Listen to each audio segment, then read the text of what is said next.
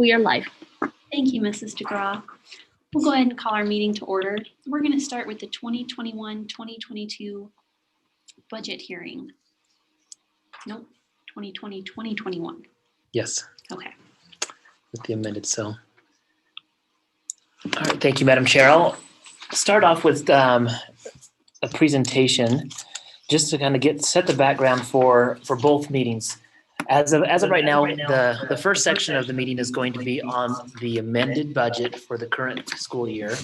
The second half will be the budget hearing for the proposed budget for next school year. And so I'll go through these slides that we have for the hearing. And the main thing that I want to focus on today is just district budget overview, purpose of district budgets, just to help set the stage, maybe familiar to some of you that have seen this before. And then we'll talk about the budget summary, the amended budget, and the proposed budget as we go forward. And during this time, anybody in the audience could also address the chair if they needed to ask questions. It is a hearing, it is not a regular board meeting. And so if anyone has questions that are in the audience, they can do that, or the chair can recognize them. So I just wanted to let the chair know that that's a process we could follow. So how does everything fit together? That's the purpose of a budget, especially here in the district. We have so many different pots of money that come in. How does it fit together, and how do we move forward? And so the first thing we want to talk about is, what is a budget? And key points on this: it's an estimation of revenue and expenses, and it can be reevaluated. And we are actually encouraged by our auditors to reevaluate that and have an amended budget by the end. And that's one of the things that Mrs. Bingham has followed up from the recommendation of the auditors. A really important part is it's not actual money. So as we look at these numbers and the summaries, this is anticipated money and anticipated expenses. And so this has been something that's sometimes difficult for me personally, because at times I'm thinking, oh, it's actual money, we need more here, or where's this going? But it can give us a really good picture of where we're going. And so it does consist of revenues and expenditures, and it's budgeted money versus actual money like that. So the board will have that in front of them, a budget summary that will look like this. And this budget summary does have a lot of different things. So I've highlighted, I'm going to make that a little bit bigger here.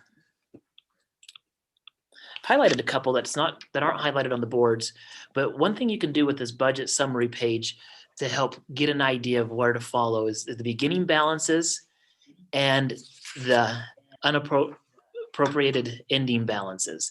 So another thing to look at is actual versus amended and proposed.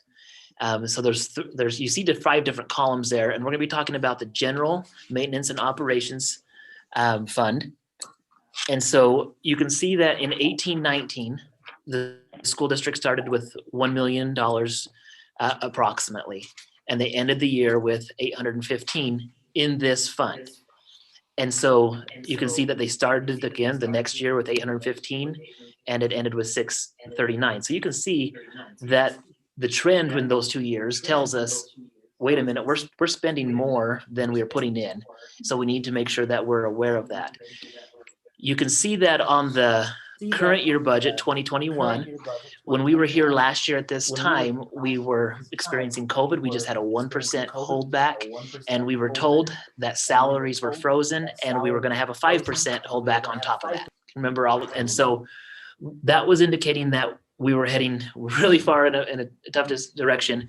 And so you can see that as we've amended the budget, that we've balanced that out and stopped that nosedive, and it's settling off. And you can see that by the end of all of this, that we're turning it around by the end of next year's budget to go back in the right direction. So this is just an overview of what this will show.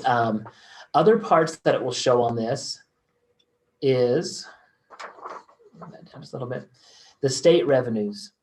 The state revenues that we get, you can see that the current budget was less than the 1920 actual.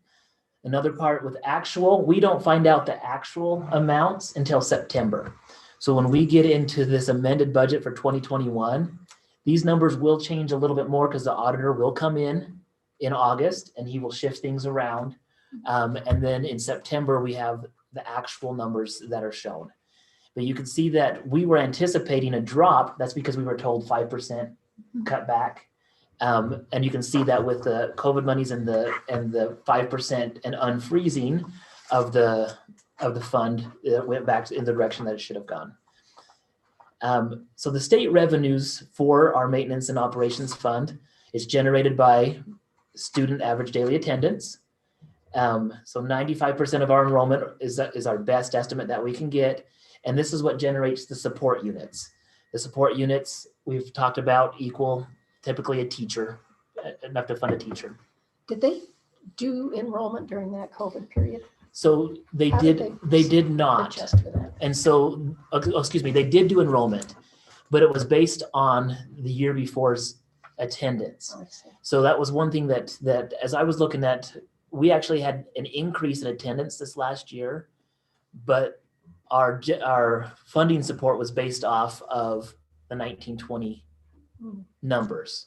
So that says 588. So you'll see things that say 588, even though when we look at our actual numbers of students that were here, we were up by 15 to 16 students most of the year. And so that's a good question. And so this is spent, almost 85% of it goes to salaries and benefits, which only leaves about 15% for actual operations, utilities, general supplies, minimal maintenance. That's why when we have these discussions with the public and they wonder, well, why do you have supplemental levies? Why do you have plant facilities? Why are you asking for bonds? That's because this is our main source of revenue and it's for those specific things, with 85% of it going to salaries and benefits. The revenues, and you'll see also on that front sheet, the other funds that are available, and you can see that local revenue, federal revenue, and I highlighted a couple of different spots on here as well, just to show that the local revenue comes from, that would be our plant facility money that comes in. That comes from other revenues from the state. I'll show you on this next page.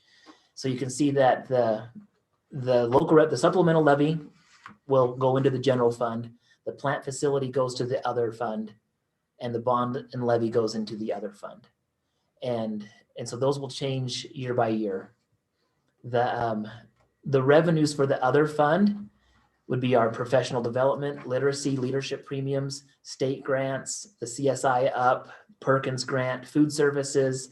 Those are the ones that roll into these funds here. So they're coming from different areas. And so we do have more than just the state funds that come in to fund the programs. However, when these funds come in, a lot of them are allocated directly to certain and specific things. Whereas over in the M&O, we have more flexibility. After the salaries and benefits are taken care of, we have flexibility with what that money can be used for. And so that's really a quick, I guess I don't want to say quick and dirty overview, but that's really what it is with where the income is coming from. Now, some of these with the funds, they may start in one fund and be transferred to another, dependent upon allowable uses. And so you'll see that in some of the budget process as we sat down with Mrs. Bingham and Mrs. DeGraw and worked through this budget. There will be some things that we will be transferring from one fund to another because of allowable uses that allow us to utilize the money in the appropriate ways for the district. So this is just one thing I thought was interesting I wanted to share. This is just a breakdown from 1992 to 2007 on the left-hand column. And my screen doesn't allow me to do the whole one. And then Shrink it down a little bit. 2000, there we go, that will get it that way. 2008 to 2001 on the right-hand side. The reason why I broke it off with the two different distinctions is from 1992, well, actually even before that, to 2007, the school district received local revenue directly through local property taxes. It was a formula that automatically funneled to the districts. In 2007, the state of Idaho made a change and gave a tax relief break to local areas.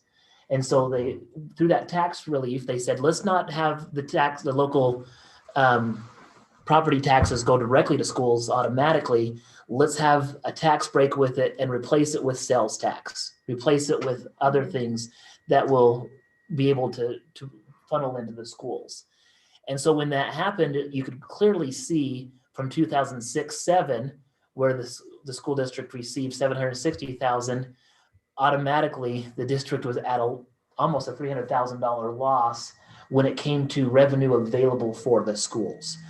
And so I just thought it was interesting that the average from 92 to 2007 for the local revenue that we received was right at 795,000. You compare that to what we've received over the last same time even with the amended budget and proposed for next year, we're almost $200,000 less in local revenue that we've received over that time. And I would like to say, this is our community has supported us really well. You can see that the jump from the 13-14 of about 300,000, that came directly because of the supplemental levy that came in, and a little bit more because of some of the bonds and that came in as well. So what happened is this is just a indication that through a tax break at the state level indicated a tax increase to local districts. And you can look at the numbers across the state. At the time that this happened, I believe there was only about 30 districts out of the 116 that had supplemental levies. And now I believe almost 100 out of the 116 of the districts rely on some type of supplemental levy. And so the tax break worked for, I guess, that reason, but it had unintended consequences when it came to really what flowed to the district.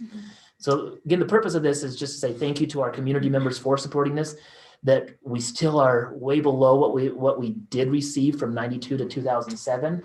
But also we are doing more with less. Because you think about the buying power of the dollar in 2020 compared to 1995. And yeah, we do have fewer students now, but we still have the same requirements, if not increased requirements, when it comes to all the different things that we have to do to educate the students today compared to back then. So I just thought this was an interesting thing when it comes to budgeting, that we are really careful with the money that we have, that it's very needed. Everything that we do talk about is that we're not looking for frivolous projects or things. It's just to try to stay competitive and stay whole with things. Well, that fund balance took a hit right there through The recession, yeah. So the fund balance did go down, but you can see one of the things is that the fund balance did go up by about 100,000. And part of that could be just because of being frugal with where we're spending and being aware that we might have less available with that. There's a lot of different things. I don't know. Those are just some of the things that came to my mind as I was analyzing these. Others could look at it differently and analyze it and come up with different results. But again, I think it's really telling the difference between the property tax law and the post property tax law. It's pretty telling, and it just backs up the same types of evidence that's shown throughout the state in other districts. And so as we prepare to look at the amended budget, I think it's just important to look back 1 year and see where we're at. What a difference a year makes, honestly. Last year at this time, as we were looking at amending the 1920, and then in September of last year, this is where this all became actual. We still did have a 1% holdback that we got hit with in April, the last 3 months of that. And so as a district office, we did have to reduce expenditures. We had to find ways to make it work, even with the 1% cut last year. Some of the ESSER funds offset some of the things, but not all of them. And that's why when we hit last year, we were looking at reducing staff, reducing anything like that, because that was the reality that we had at that time. We were being told 5% cutback, 1% right now, and we had to make adjustments. The expenditures that we looked at last year, our staffing was out of balance with support units. The board did have to go through a reduction in force, and we did eliminate 3 support units from that. We were being prepared with the information that we had. And so that was the 1920 where it's actual. So then when we look at the amended budget, this is, as we look at the amended budget today, this is where it gets crazy. We were told that salaries were frozen and that there was going to be a 5% holdback. But then later on, which when I say later, way later, like January, February, almost the complete year of 2021, we have been unsure of the budget even until a couple weeks ago, what all the money is. We're still receiving some monies that we didn't know we were going to get with the 2021 budget. And so with that, it's difficult, but also I want to say thank you to Mrs. Bingham, Mrs. DeGraw, the school board, the patience of our teachers association. This has been a really challenging budget year just because we do not know what the target is. And luckily we were able to have the salaries unfrozen and be told that they never were and be told that the 5% holdbacks didn't happen. But there were other things that happened that I'll talk about on the next slide. But the other one is enrollment versus attendance, the funding formula. We still weren't sure. The state board said one thing. The legislatures will come in and say, well, we'll be the ones to determine whether that's real or not. And then what happened is, whether the legislature acted or not, the rules always fell back to the previous Idaho code. And so that's what happened. And some of the things that, because they weren't acted on during the legislative session, that I guess officially still hasn't ended yet, we don't, we just had to adjust with that. The state and federal COVID, the spending limits, we were told spend it by December. Just kidding, spend it later. And then we were uncertain of the amounts. We would get an amount sent to us initially that said, this is your amount. But then they would come back and say, we have to give it to non-Title I schools and charter schools, so we need to take some of yours back. And then allowable uses weren't always the same. So those are some of the challenges we've had on this current budget year. Other things with the expenditures, going back to the COVID funds, our entitlement money that we have was reduced. So even in a year where there was record budget increase, record revenue at the State Department level, it was chosen to have an approach on the school budgets as zero impact.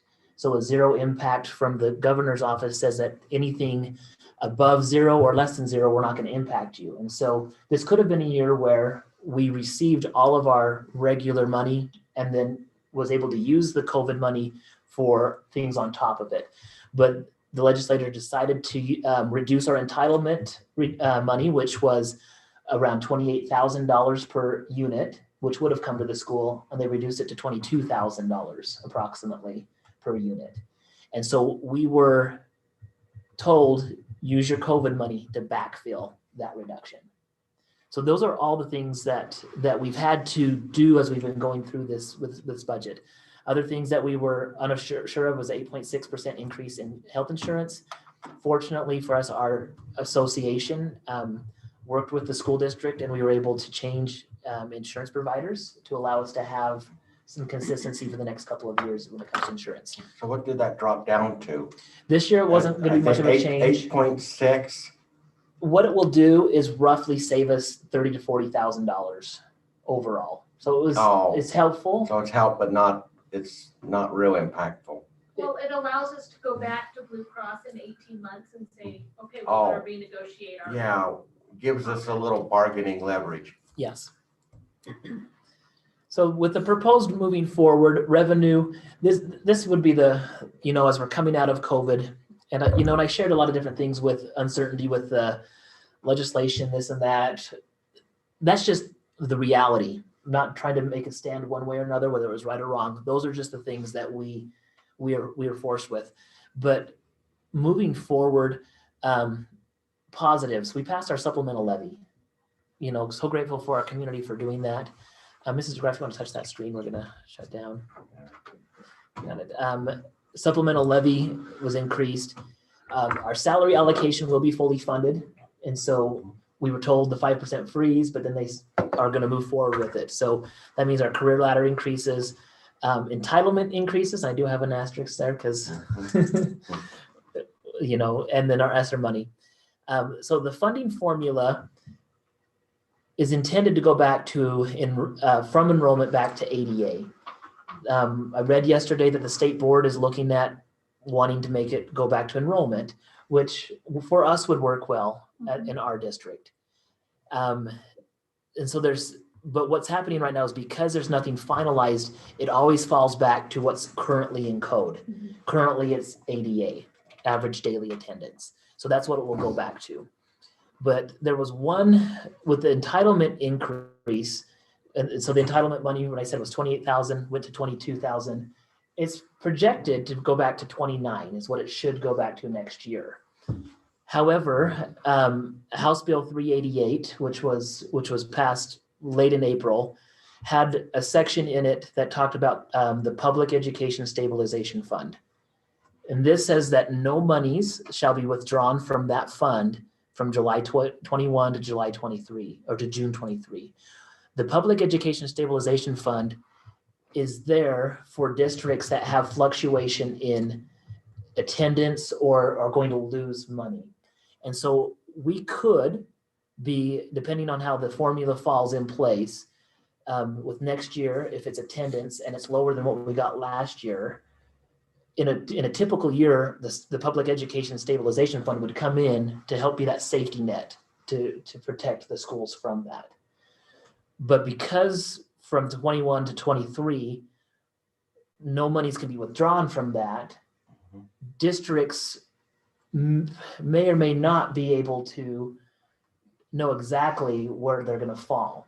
And so at our legislative roadshow, this was something I could tell weighed really heavily on the finance director at the State Department. And she's like, we're doing the best we can, because they implement the rules. The State Department doesn't make the rules. They have to implement it based on what they have. The question as to what this purpose really does, I don't know. It leads one to wonder, okay, was this just another attempt to say, let's save that fund and make school districts use their COVID money to make up those decreases? So those are the things that even with next year's budget, when we're looking at proposing it, we still might not know the finality of the 21-22 budget until after the budget year is completely done again. So in a nutshell, these are just things that we're going to do our best. And I really think we are at our district. We're working together. We're trying the best we can, but it's not a simple thing. I know it looks potentially easy to just do a budget, throw the numbers up there, but it's the target and the game and the rules have changed throughout the entire year.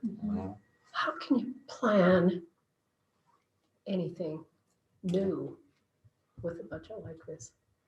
You have to just stay right where you are, don't you? Isn't that pretty close? sort of? Pretty close. The part where we felt like when we looked at the salary increases, it's because one, we were frozen 2 years ago, and it was a 2-year increase. Those parts in code, the salary allocation and the supplemental levy, which we're already getting, those are the things that we know are the constant. Right. So those are the things that we can look at to say, yeah, we feel good about these things. But the- you're absolutely right. With the others, it makes it difficult. The ESSER money, how much of it do you know you're going to get? Well, this ESSER 3 should be a lot more, Mhm. but we might need to hold on to it for this asterisk. That's the part is, and so, and in the meantime, we have to hold on to it because we might at the end of the year get told you don't have it all. You don't have it all. And if that's the case, we'll be sitting on more money and have a little bit of a cushion. And in the public eye, it's going to look like you guys are floating with money. You guys just have so much money, you're not even knowing. But it's because we can't spend it yet, because we know that these things are there. And then if I could just tell all the people that are emailing me and probably Mr. Weeks too, on all the things saying, hey, you guys have a lot of ESSER money. Let us help you spend it. So those are the things that we'll look at. That's a good question. And that's where we're at with it. So the amended budget for 2021, we can go right to that. And I just want to talk a couple highlights on this as we go through. And really what it comes down to that is not working. Let me go back. On the amended budget, and we're not going to go through every single line on these. We've got them. Yeah, we have them there for you in front. So clearly, when we're looking at, here, let me go back one more to the.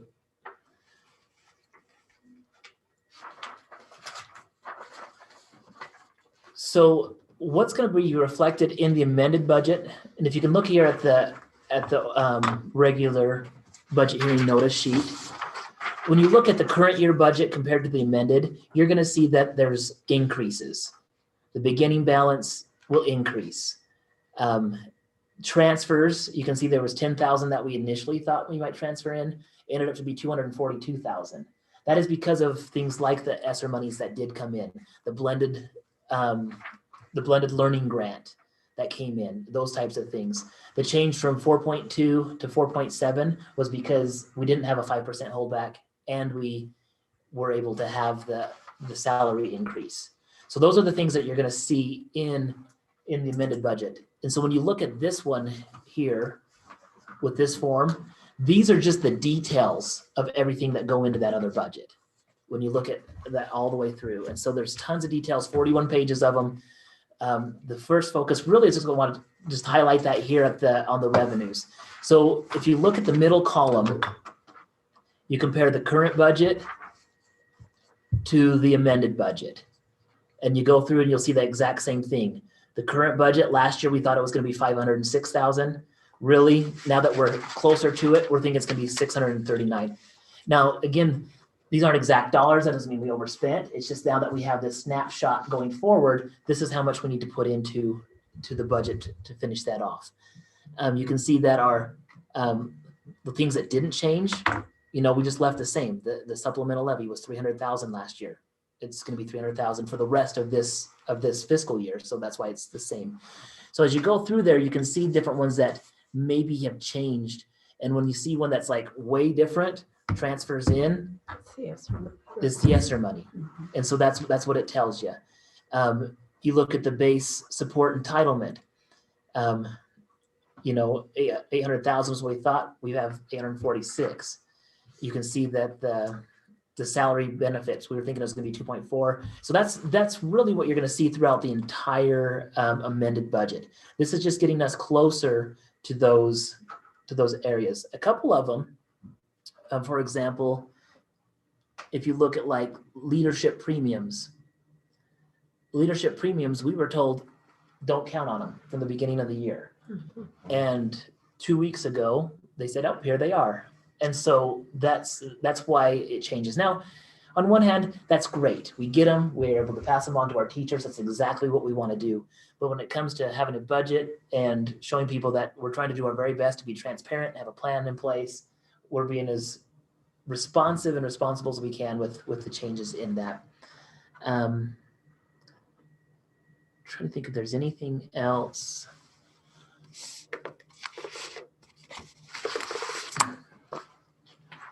On the amended budget.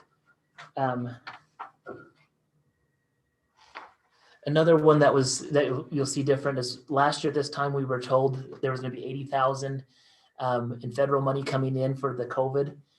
We weren't told where to put that, and so we put it here. Later on, we were instructed to put it into another account, and so that's why it disappeared from this spot right there. So those are the types of things that you see that we're just amending this budget, getting it ready and prepared for when the auditor comes in August. He'll come in and he'll look at that, and he'll actually move some money that we spend in July and August and push it back into this year. Right. Just because we are fulfilling our contract from September to August, but the fiscal year runs from July to July. And so the best way, and I think farmers on the board would understand this, if you have 3 crops of hay, but you only sell 2 of them and you hold one over till the next year, for tax reasons, things get moved around. It's kind of similar when it comes to this type of a budget, when it comes to the actual money. Other things to highlight possibly on this is just as we go through, really it's just the salaries and moving things to make it match. There's really nothing extravagant or anything that caught us by surprise, except you will see some things one way or another. And really in a nutshell, that's the amended budget report. With that, I don't know, the board members, do you have any questions? Mrs. Bingham, you're here in the audience. Is there anything else you would like to add when it comes to the amended budget report as a We just added some new funds for the blended learning grant and the mastery-based education grant. Is that federal money or state money, Patty? State. Is it state? State. State money? Okay. State, so, you could call them ESSER money, I mean, because that's what they all come from, but there's a couple of different, categories. So in here, there are some new funds, so there is a place for those where we're directed to put that money. So those kinds of things we know they're not gonna take away. So that, Not for this year, no, those are already in. right, so And you know, spent. yeah. And Yeah, an example of that would be on page 8. 4, 5, 6.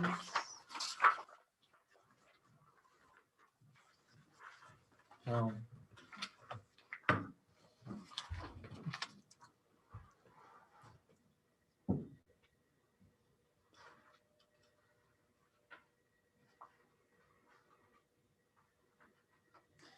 So when we look at that, you can see at the bottom of page 8 where it has the governors.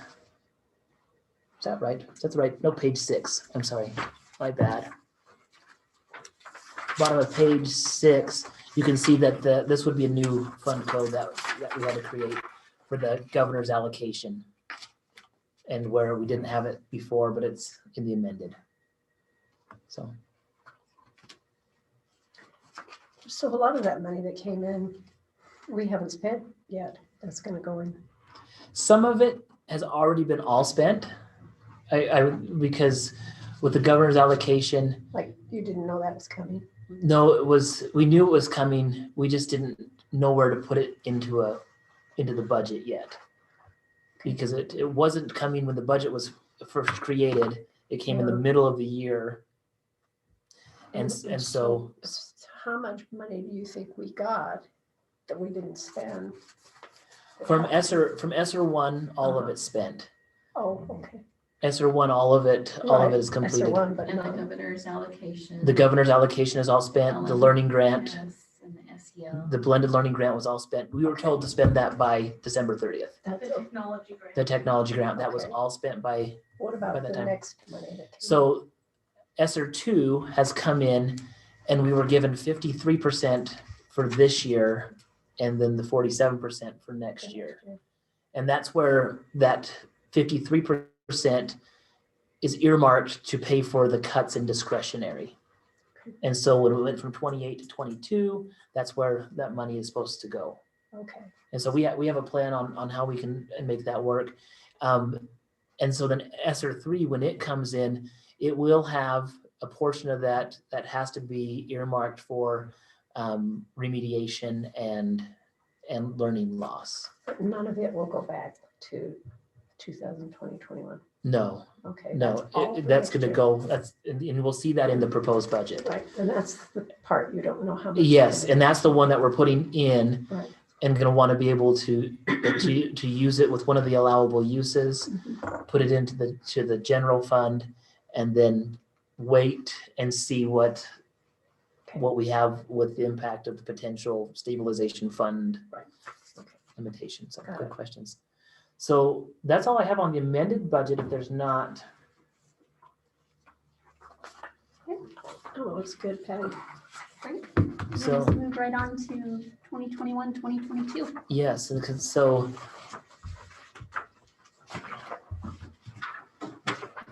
Right there.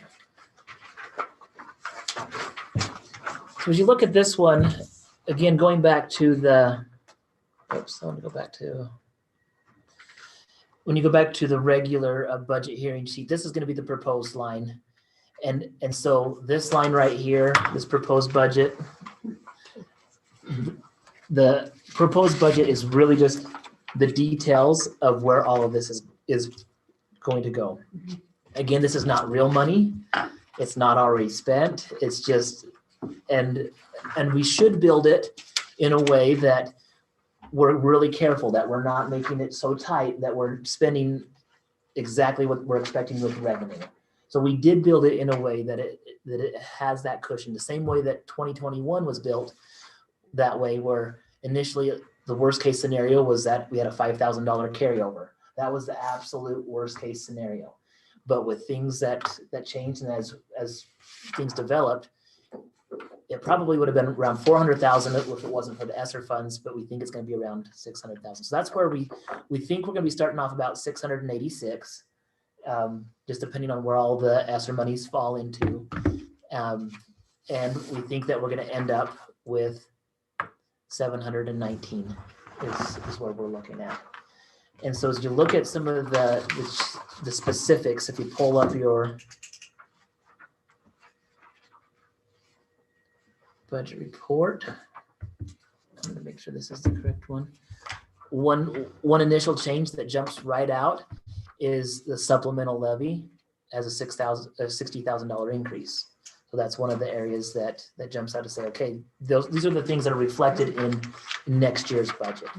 The other one, which is a major one, is the transfers in, the 793. That's where we're thinking the ESSER, the remaining ESSER 2 and ESSER 3 monies are going to be into that amount.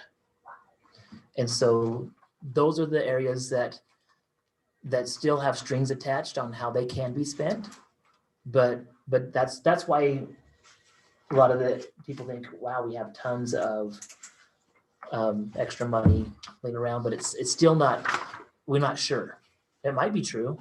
It might be something that could be used for other projects and things to really benefit kids. But those are things that really impact this next budget. Other highlights when we look at this is, as you're looking at salaries and benefits on page 3,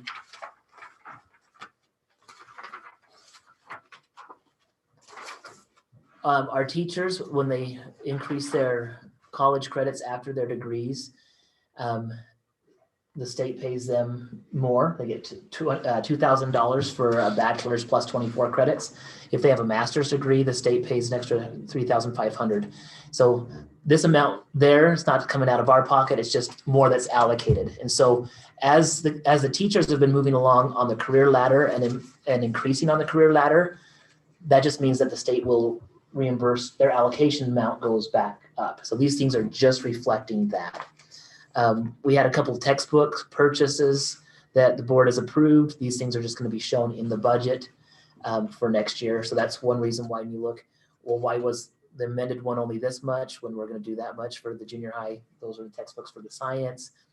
So you'll see those things throughout. Another portion where page 4, we see a change in the district special ed. This last year, Mr. Johnson, as a reading specialist, was in that role. Our new teacher coming in as a half-time teacher to do that, so you can see the budgeted amount would be half that. Those are things that are just going to be reflected. The school board in previous meetings had talked about having something in place to be able to offset what the district has done with the hay fundraiser. And so if you look on the purchase services with athletic travel, you can see that the district, that's going to be page 4 still. Okay. And Okay. right down here. All right. So we have it in the budget that there's going to be $10,000 for the athletic travel. We already have been paying for state travel. We're going to continue to do that, and then allocate $6,000 for an athletic supplies amount that can be used to help offset uniform costs. So this is just a starting point that we want to start off with. This is something that the board has indicated as a priority. This is just highlighting it that's where it's at. Will they be able to do that? Another thing that we looked at under the counseling department, that we wanted to make sure was in the budget was with our clinical counselor who we've been working with.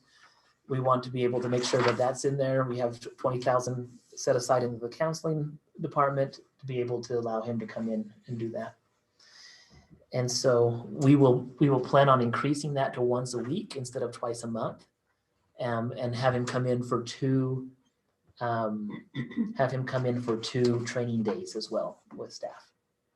So that's something that, as we're looking at the social emotional, mental health things of our students, that's one way that we're going to be able to address that. I think if there's really anything else, under the page 6 is probably the last little spot I wanted to mention. This is the school board and the different things with our group. One increase that we put was in general supplies.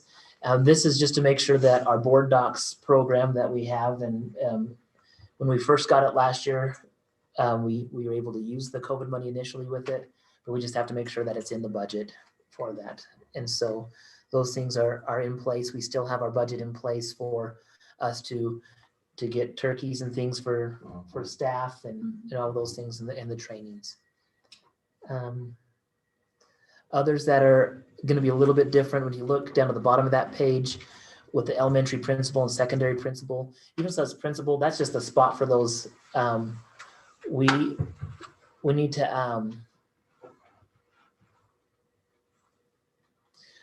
have and make sure that as we have our high school principal set up, not high school, our elementary principal would be Mr. Johnson, but he's partially going to be a teacher as well. Same with Mr. Harrelson, partial principal, partial teacher. So it's not reflected the same way as it's reflected this year. So those are some of the things that you'll see in the proposed budget. Other than that, they will go along the same lines. When it comes down to the very end of the proposed budget, it just goes back to the what you see in this overall outline of it. So does the board have any questions? We put in the things that we talked about with our other discussions on work meetings to make sure.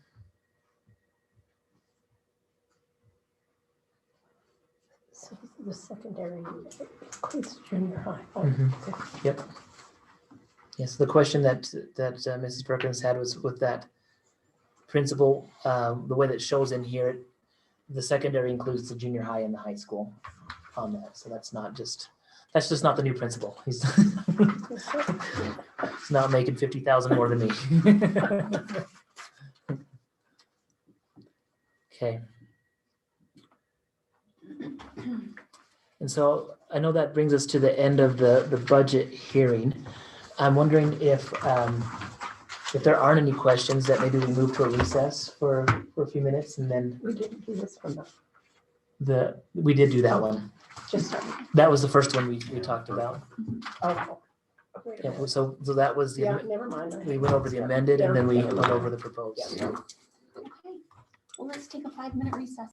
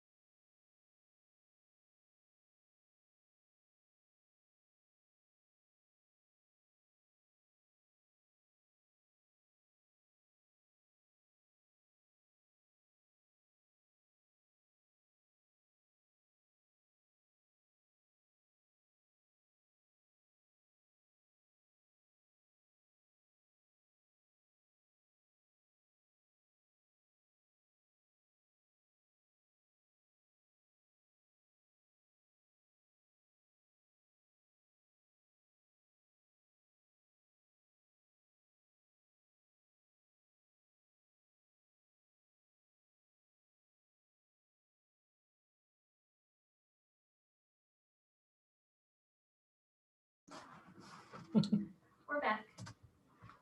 Thank you, Mrs. DeGraw. We'll go ahead and call our meeting to order, and Mr. Williams will lead us in the pledge. All right, please stand.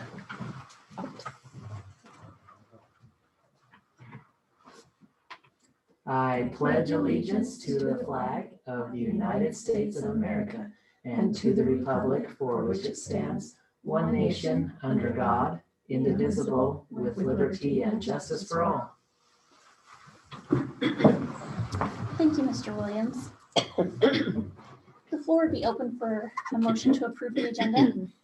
Madam Chair, I move that we approve the agenda. And I'll second that, Madam Chair. Those in favor? Aye. Aye. Any opposed? That motion passes. Thank you. The floor would be open for a motion to approve the minutes from our previous meeting. Madam Chair, I make a motion, we approve the minutes from our previous meeting. Second. Those in favor? Aye. Aye. Any opposed? That motion passes. Thank you. We'll move right on to Mr. Williams' superintendent report. All right, I feel like I've just finished the report after going through the budget summary. So with our superintendent report, just an update from our special board meeting last week. We approved our teacher negotiations and salary schedules for employees, and I've heard back from employees saying thank you to the board for that generous step in those directions for both our certified and also our classified employees. We also approved our new high school principal, Jeff Davis. And I have on here a link for the bio for Jeff. I wasn't going to take a lot of time. I know that the school board, you guys had a chance to meet him, but just publicly welcome him as the new principal at West Jefferson. And with Mr. McDonald, who is leaving, wish him best of luck in his family as they're going to the Boise Valley area and for his next spot. Really appreciate all that he's done here in this district and his family. We're going to miss them as we welcome Jeff Davis in to come. So Jeff comes to us from Bonneville School District. He was, you can see through here, I'm not going to read all the way through, but he does have a background in Spanish and has been for the last 6 years at the district office in Bonneville School District, and really reaches out to work with others as our community members can look through there. And here's a picture of Jeff and his family. And we just want to say welcome to Mr. Davis as he's coming out. We'll get this posted also on our Facebook page. And so our patrons and community will be able to get to meet him. And he's excited to reach out to our staff members and help out with the remaining hiring and things that we have going forward in our district. Update with our technology department, fiber optic cables are being going to be starting being moved through out the buildings. We've been talking about that as this plan has been going forward. Also, Chromebook and other devices have been brought in and they're being updated and making sure that they've been worked out. It's a busy time of year for the technology. Maintenance and grounds, summer cleaning projects. Our custodians are amazing at what they do, and they are moving through the buildings. Already having some classrooms available for teachers to start in and getting prep. I've been in the building and seen a couple teachers already prepping for next year. I'm telling them, take a break, you guys, but they're dedicated in what they do. Some of the other maintenance, art room and our elementary teacher workroom had a couple of hiccups with the tile removal. One with Mrs. Schweder's art room, as they were buffing the floor to have the buffed concrete, they actually hit some of the rebar. So when that was done, the rebar was too close to the top. So they went to a plan B on that one, and they will have some nice tile that they lay in. That's going to be different than the tile that has to be waxed every single year. So they'll still get the same cleaning benefit that they would have gotten with the buffed floors. And then with the teacher elementary workroom, the tiles, as they've been removed, they did find that there was some asbestos in the glue. So we've already contracted out, and the company will come in. And, it's going to happen in all buildings, that every single building has some of that asbestos. We just take the next step. Costs us a little bit more to go through the process of having it removed, following the appropriate procedures, but we're going to do it. And so, other than that, the summer maintenance is moving forward with, we were lucky again, I mentioned in our last meetings that we had a very timely remodel during spring break with the drop ceilings And so not only did that help put us ahead with some of these remodels, but it also made it so those things came in cheaper with construction costs because it does increase every month. So that's something that is going good for the maintenance. Our food service lunches are being provided at the Migrant and EL Summer School. That's Monday through Thursday until July 1st. But it's also available for pickup for anybody else in the community. I believe that has been posted on our Facebook page as we've pushed that out. Anybody ages 1 through 18 could still come and pick up a lunch at the lunchroom while they're serving during that time. And that's going to be the Territon campus only. Also, our food service staff is attending a training in Boise, and so there are a lot of things to cover, and especially with a lot of the changes that in the budget hearing that I talked about, not knowing when and where and how, Mrs. Ward has done an amazing job staying up to date with all the different changes with the federal lunch program, also as with COVID, and so she's done an amazing job with that. Can I just ask you why it's not at Hamer this year like it was last year? Last year's Was it lunch. COVID? Last year's lunch, we were doing it during the school year because of COVID. We were trying to keep things in place and try to have that during the school year for as much as possible. Okay, that's And so this one is not a COVID approach. I This meant is just the one, the ages 1 to 18, the extra. yeah, lunches and that part of it is having staff available to Okay. see it through. We were lucky to have staff even to come to the Territon one, and so it's the monies are available, but sometimes people want a break as well, Mhm. Okay. and so that's where we're at. Transportation department, thank you to our bus drivers who are helping with summer school, and that's we just need so many different things when it comes to summer school. We still need technology, we still need maintenance, we still need custodians, we still need transportation. Our school cannot function without these wonderful people in these programs.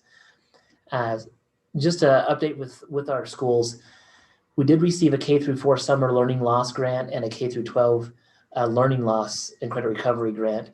And our approach to this is to offer tutoring. We've advertised this over Facebook. Again, it's one of those things where trying to get an entire summer school, they didn't like us mixing this money with the migrant and EL money. And so that's why it needed to be held separately. So as of right now, we have a handful of teachers and aides who are willing to be tutors. And so they've probably reached out to students, or if parents want to reach out to them, those numbers can be accessed by going to our Facebook page, finding out which teachers are there. Mr. Johnson is helping organize that. And so questions can be taken to Mr. Johnson as well. As of right now, I haven't had a lot of feedback on how many kids are taking advantage of it yet, but the summer tutoring needs to be spent before the end of the summer. It is something that if we get closer to the end of the summer and it's not spent, we could look at a way to see if there's something that we could use. So this is an opportunity for next year's seniors to recover the credit they lost during those last 3 months. Yes, and we do have students taking Last year. IDLA classes. Mrs. Ball, who does our IDLA at the high school, and works with Mr. Guimar in that, she is doing that. So we do have students who are taking advantage of the learning loss And stuff. those kids that did lose credit during that time, they've been notified and They've all invited. been notified and they know their different options. Okay. Graduation went well. We didn't have any instances, and it was 1 hour and 1 minute long, so it was perfect.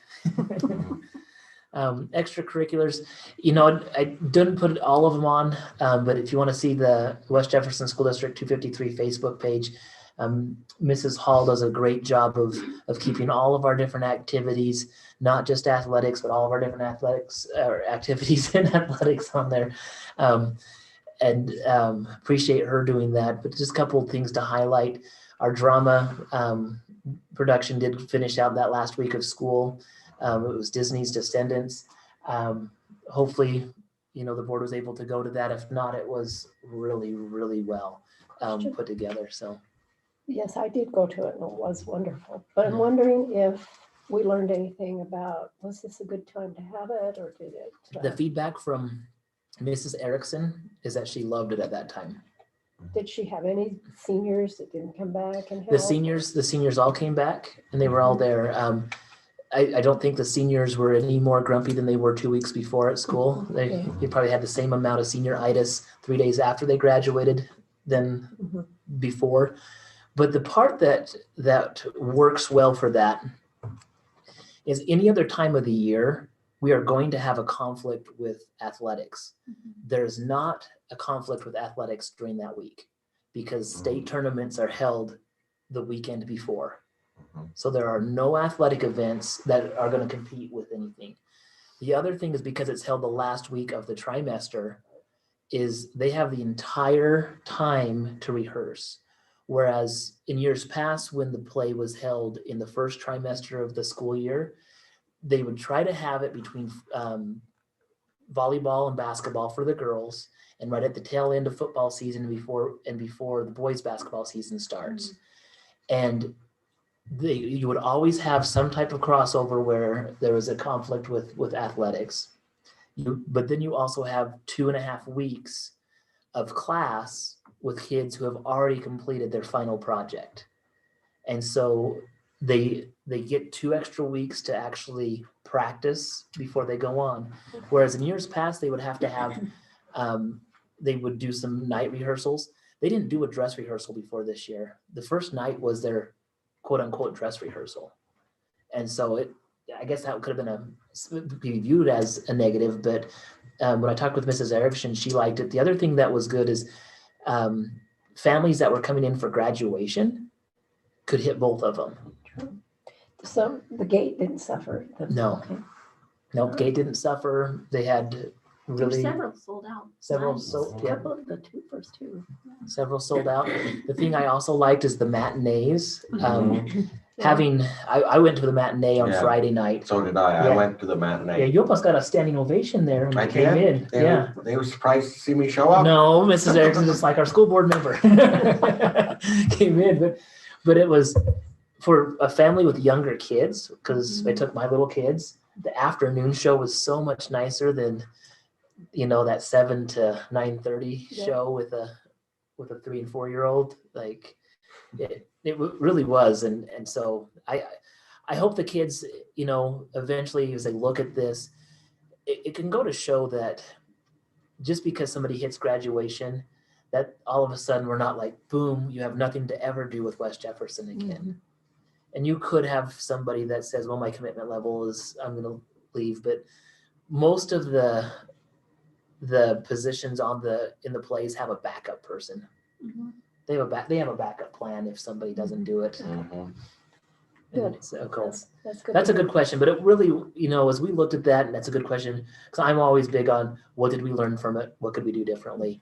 That was one thing that I think we're going to plan right now in the That's schedule. good. We're going to do that again next year. All right, good. Softball took second place at state. Jordan Torgerson was named All Area Player of the Year for Post Register as, Awesome. as a sophomore. That's really That's awesome. She's pretty huge accolades for her on that. Two of our track runners finished in the top 3. Payson Calloway in the shot put and Zion Kimbrough in the second in the 100. Zion unfortunately pulled his hamstring in the relay, and so he wasn't able to compete in the 200, which was actually his better event. So bummer for him, but we had several others that finished in the top 8. You can see those on the Facebook as well. But that's quick highlight on the superintendent report for tonight. And we have some. Thank you. Thank you. Mrs. DeGraw, did we have any public comment forms? Okay. Well, the floor would be open for a motion to approve the consent agenda. Madam Chair, I move that we approve the consent agenda. Second. Is there any discussion or any questions on that? Those in favor? Aye. Aye. Any opposed? That motion passes. Thank you. Let's move on to the bond resolution. All right. So before we pull up the bond resolution, I just want to bring everybody up to where we're at with our discussion on projects and what would be put into the resolution for voting on. And so Again, as we met in April and discussed the focus on remodels only, and that was the consensus of the board, just with the rising costs of construction and everything else that's unknown. And so these are the estimates that we received from Zion's Bank, who's our financial advisor, with our bonds and levies. And so with this chart here, these would be the projects that would be focused on in the bond. Roofing projects. The roofing projects would be the high school gym, the main gym. Those are the last three areas that don't have a roofing concern. After that, everything is at least been new in the last 15 years.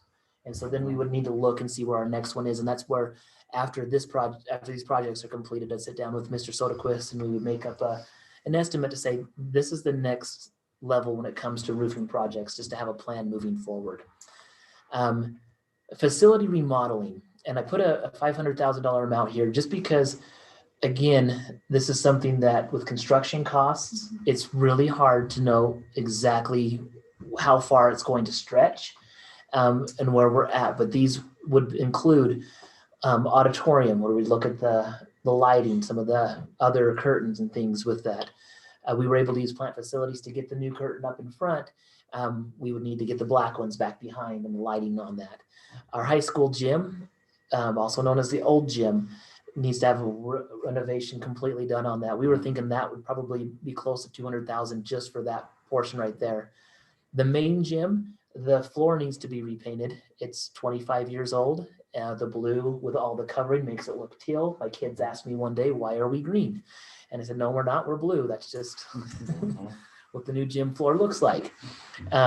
Classrooms, again, we would still want to see how far we could stretch that, where we could do 2 or 3 classrooms a summer or 1 or 2 classrooms a summer, depending on what is available. Exterior buildings, and even flooring in different areas of the school. So those would be the main things with the facility remodeling. Safety, camera systems. This would be one where we would be able to utilize this money initially, or last month when we talked about some of the different things that would come to play in and out. We thought maybe that would have to drop to 200,000, but we can keep it at 300,000, so we can make sure that we get all the camera systems that we need. Now that we're laying the fiber optic system, this would be a perfect time to put in a PA system that connects to that fiber optic and allow for better communication. Our PA system now does allow us to get around to a lot of places, but this would really increase it as well. And include the seminary. Yes, and I talked with Brother Garner on that as well, and he said if we just take what we are going to put in, he would take that to his supervisors, and they have been open. They want that as well. So that would be something where we'd be able to have all buildings to be able to receive that. The safety would also include phone systems, and if money stretches far enough, controlled door lock systems that can go into that as well. What does that entail? So what that entails is similar to what we have on a couple of our doors already. And so they would just have an electronic lock on that. That electronic lock can be set to lock in and out of class periods. So when class periods are open, it opens up, kids can go in. It also could entail that electronically that I could take my phone out and I could hit a lock button and it locks everything on those. I just want to make sure Mr. Weeks said, is that correct on the lock system on that, for your understanding? So that's what we would be able to get to with that. We would have to look and say, how far will our dollar stretch with the things that we have on that? But that would be something that, especially with our exterior doors, that could buy time.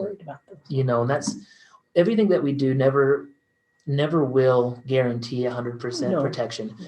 But everything we can do to buy time to allow people to move to safety is crucial as we look at that. Okay. The next part that would come into the projects as part of it'd fall under facilities, because a track is a facility, but this is just a specific one, is a rebuild. Now, in our previous discussions, we were talking about the field turf. So here's the update that I have as the track doctors came out and met with us, and we were consulting their field turf specialist while we were going throughout it. And when we pulled up our phone and were showing the videos of walking around, not showing him the areas that I thought were concerns, and he was looking at it, but his initial response was, wow, that is in really good shape for a 15-year-old turf. And part of that was, as we looked into it, the turf that we did get compared to now would be a lower grade entry, but at that time it was a solid turf that they put in.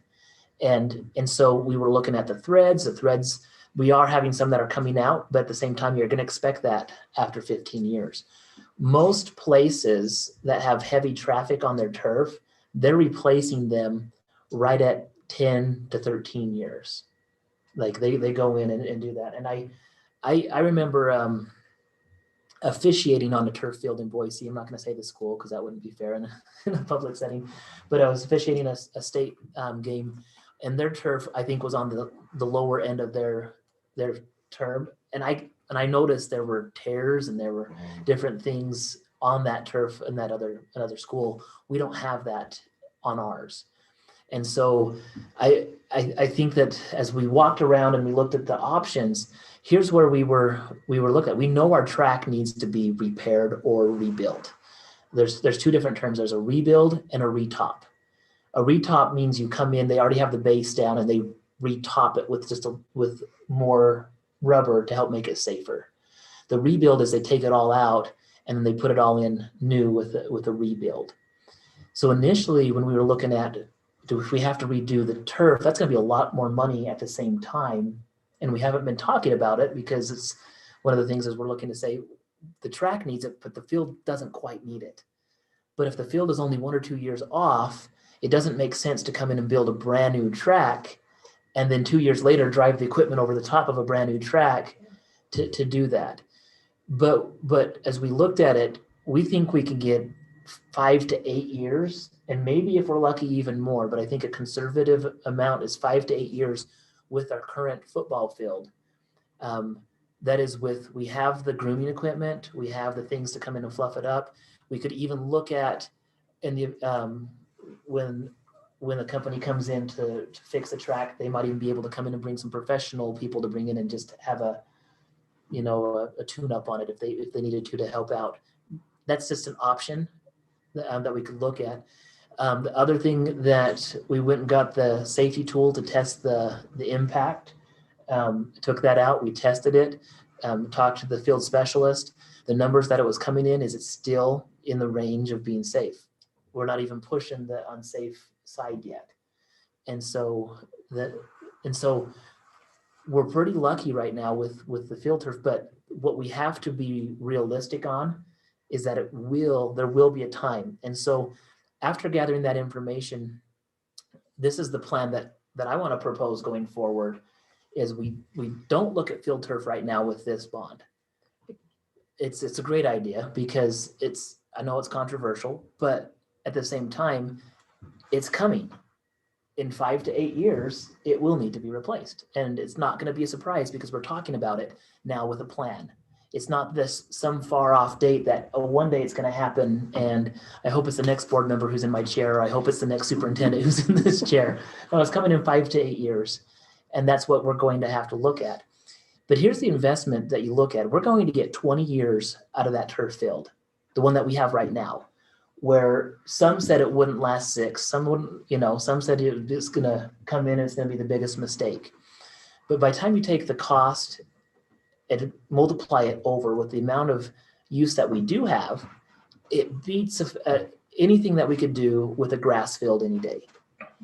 With the maintenance that it takes on a grass field that you can't really even play on or practice on, and I'm looking at safety, and I'm remembering, and Tyson, you can probably think back to the field, and Willie, it's probably no different when you played.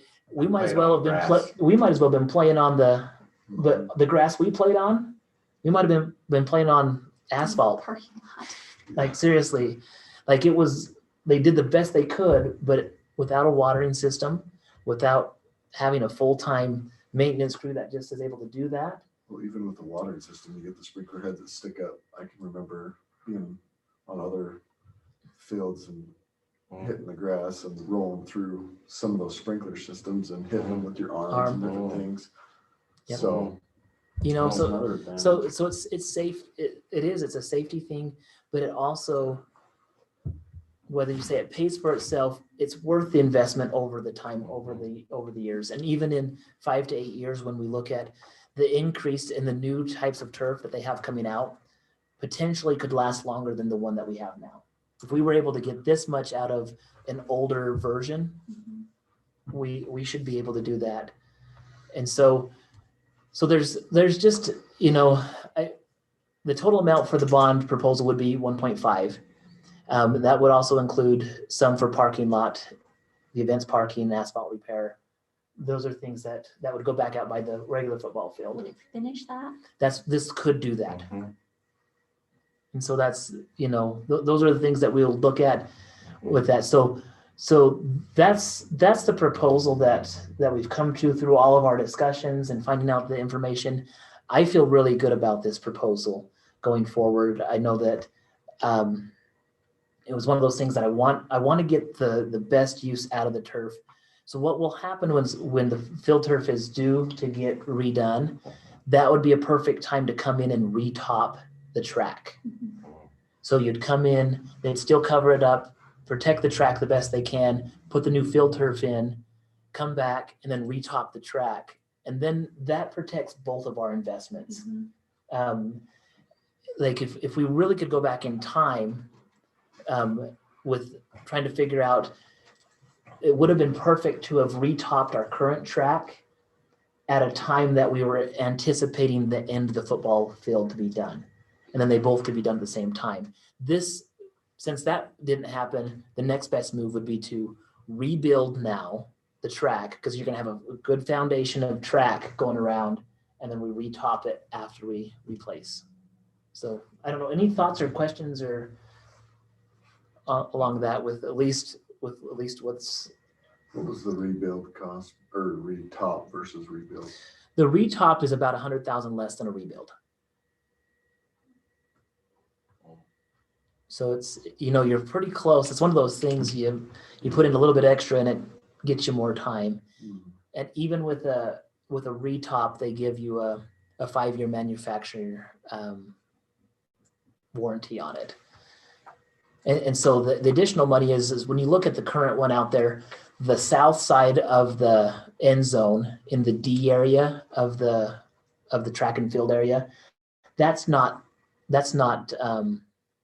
covered right now. It's just concrete, and that's not protecting our base part of there. And so it's going to be better with all of this. We're going to come in and do all of it and make sure it's where it needs to be. What are we thinking on the term? 5 years. Yeah. So I have one quick question. On the old high school gym, is that to fix the dead flooring in it that's bad? They'll do the best they can with the dead flooring, but it's more. Do they have a plan on how to fix it, or? They will at least sand it down and redo that and make the fixes and repairs. That floor, my understanding is the reason why it gives a little bit is because it's kind of on a suspended What the foundation. The underneath foundation's getting weak, isn't it? Well, it was made that way. It was made to give a little bit. Oh, now it gives probably too much. Well, I think it always did, even when I played in it. But they'll go in and repair it the best they can. But the big things are the bleachers need to go. This is where we would bring in the tables for a commons area that would be available for the high school kids to eat in. Like new hoops as well. They would look at trying to structure it, and we've even talked about if there's any way we can go in and have adjustable hoops on the side for little kids. Oh yeah, That would be awesome. yeah. So those are the things that have all been on the conversation. Just goes back to how far is our dollar going to stretch. Yeah, those adjustable hoops I think would be well worth the money. Yeah. To do it. It includes a lot more kids to be able to use it. This takes place in August, is that correct? Yes, and so the discussion, here's what the lawyer wrote up. for the resolution. Mhm. And it would take place in August 31st is the day of that and this is what the board is going to be proposed for the board to vote on and approve tonight. Is that it would be for $1.5 million for those purposes of safety upgrades, roofing projects, facility remodels, and other renovations and improvements of existing school or other school facilities, including all related equipment, other property necessary to maintain and operate the said facilities, together with costs and professional fees related to it. So that's part of all of that. And so it would just go through and Liz, yes, we need to read the last part of that proposal. on this one right here. Oh, yes, I do. Which shall be completed on a priority basis until funds have been depleted.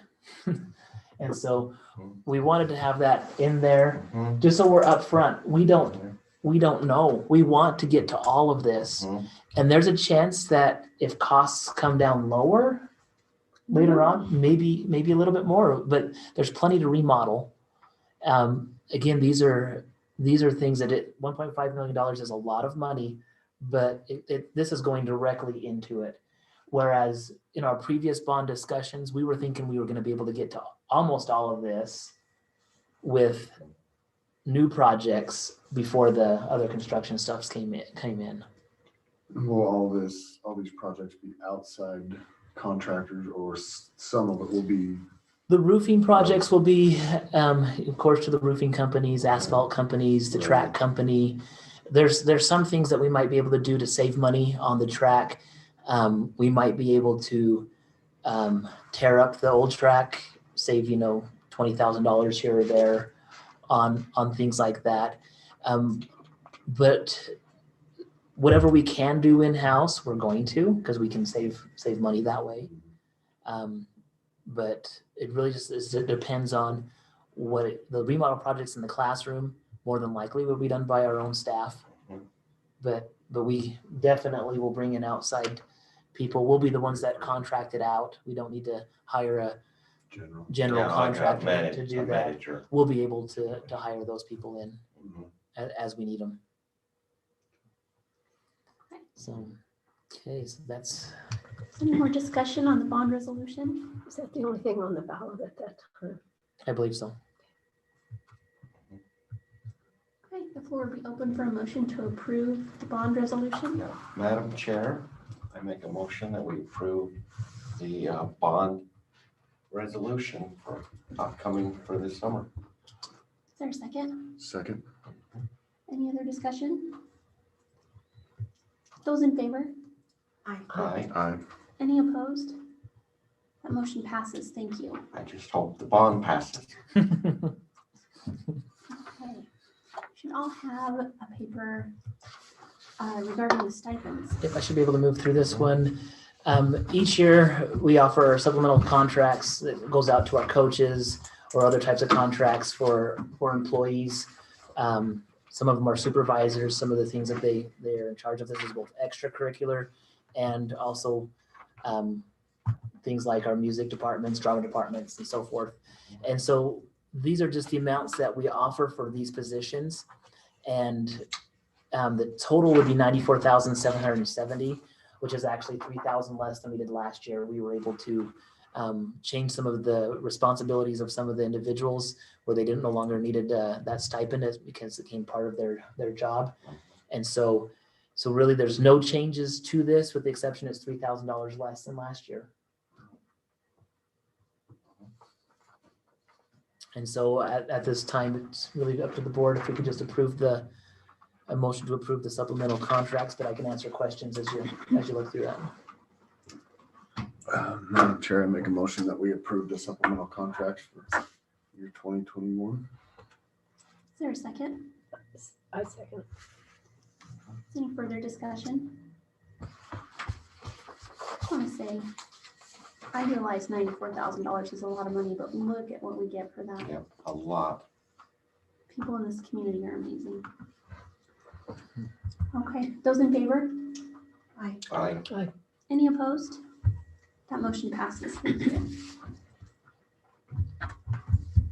substitute teacher and activity driver rates. All right, so with this, I'm going to focus on the substitute drivers and table the activity drivers until next month. But our current substitute rate is $70 per day for a non-certified and $80 per day for a certified. Our activity drivers are $10 per hour, so we'll discuss that. What we're looking at is, do we increase this or how do we make it be something that is streamlined and easier for everybody? $80 an hour is pretty typical of $80 an hour. It's pretty typical for people who don't work in our district. Right. But so $80 per day is pretty typical of other districts. It's actually probably on the higher end compared to some of the other districts that we have. So it's a generous offer, but it's also one, when you look at it, it comes out to be about $10 to $12 an hour, depending on the amount of time that they're here at school. And so the idea behind this was to just try to keep our substitute pay consistent with where we moved our base salary for our paraprofessionals, which is about $10 per hour. What did you say it is right now? $70. So on this 70 per day for non-certificated, don't they have to have 2 years or something? No, they have to have a high school diploma and Make it, pass a background pay and have a pulse.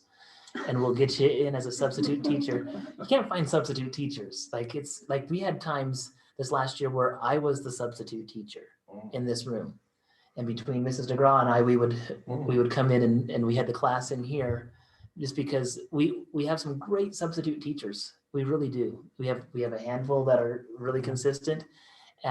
Others that would be more consistent if their schedule allowed them to do it. And so I'm going to propose that we have just 80. We don't have a difference between certified and non-certified. We pay everybody $80. And so $80 is the same with that. And so an $80 would be for full day. Anything over 4 hours constitute a full day. $40 would be a half a day. 4 hours or less is $40 for that. But I just we need to clarify to our to the subs and also just with this process that if you're substituting for an hourly employee, it's $10 per hour and maximum hours to equal the regular hours of the employee they are substituting for. So that way, because with our current one, there's a little bit of confusion. If I'm substituting for a 6-hour person and I come in and I work for 3 hours, does that mean I get half a day pay? Or it just doesn't, we just had to have something to clarify it. Mhm. So we're looking at this time to have $80 be the set rate for that. There are districts that have maybe $1 or $2 difference in that. And I know on one hand, yes, a certified person should get paid more. But we don't have a lot of people that are certified that are using this as their job. Like you would see that in other districts where somebody doesn't want to teach full time, they just want to be a substitute. We don't have individuals that are like, I'm just going to be that substitute. And so, and I've actually heard some of our substitutes say, if I have to choose between making pizza or going in sub, I'm going to go make pizza because I get paid more. And so this is one way for us to help it be more competitive. So what if we have a long-term situation? Do we try to get a certificated teacher then? We try to. Yeah. And I don't have anything on here for long-term, but we could put that in there. We could add $100 a day for a long-term sub that's certificated. What do you consider long-term? Like a long-term would be somebody who's, A couple of weeks, month. month. It might be in policy. I don't know off the top of my head, but that's something that we could. Because they're going to have to teach. Yeah, and they would. And commit to being there consistently. See, and that's something where maybe we could add in $100 for per day for a certified long-term, $90 for a non-certified long-term, and it's $80 for the regular pay. Well, depending on how long-term it is. So what's usually considered long-term? What's typical? 20 days, 3 weeks? 3 weeks, 15 consecutive days. Mhm. So they would get the regular pay until day 16. Mhm. Unless we knew they were. Going to do it for the entire time. And like maternity leave, something like that, that requires a long-term sub, Yeah. and they've really got to be certificated in order to keep that classroom going. As the person comes in. Well, those are really good feedback. We could table both of these and bring them up again in July, Mhm. which I think would be, Yeah, I think which would that- be okay. Because we need to Is there a consider, way we could talk about it a little more? we could consider the long-term sub portion of it. Make sure we find if it's, because we were just really focusing on the base rate, but might as well do it all together Okay. on that one. There's no rush. Any other suggestions on that I'm missing? I think initially this will address the 4 days or the full day, half day, and then full day, half day if I'm working for an hourly employee. That we need to clarify the difference between, am I working for a teacher, am I working for an hourly employee? Mhm. And then I'm glad that you brought that up, Mrs. Perkins, that we need to focus in on long-term rates and possibly have our long-term rate have the certificated and the non-certificated. Okay. Perfect. Great suggestion. So I guess we just have a motion to either approve, disapprove, or table. The floor be open for that motion. Yeah, Madam Chair, I make a motion that we table this for future discussion. For the July meeting? Yeah, probably the next meeting, Okay. we can put together a plan. Is there a second? Second. Those in favor? Aye. Any opposed? That motion passes. Thank you. Technology purchases.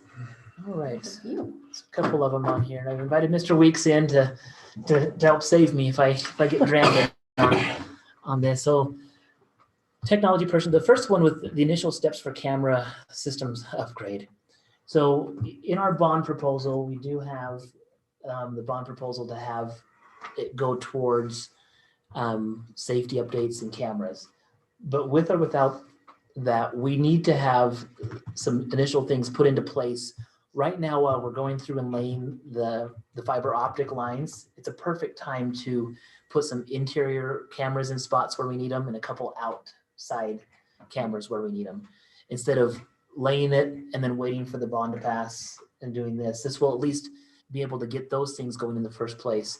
So what we have on the proposal for this, and this is just the PO that we have, and it's made up and will only be submitted upon board approval, is that it will come in with a storage compartment where when we say storage, that means it's the thing that holds all the different camera images into the storage. 6 indoor cameras and 3 outdoor cameras with an estimate for labor and cable on that. Mr. Weeks, can you explain a little bit more on the storage? Is this the one where it will allow the cameras to be accessed remotely and instead of at certain locations? Tell us a little bit more about this NVR 32 terabyte storage. So is what those appliances those do is that they do this the video. So that's when we go. If we need to go back a week, it depends on how much storage you have, how long you can save the video on those cameras. So by doing it, when it extends out what we currently have to maybe up to 2 weeks or more, 15,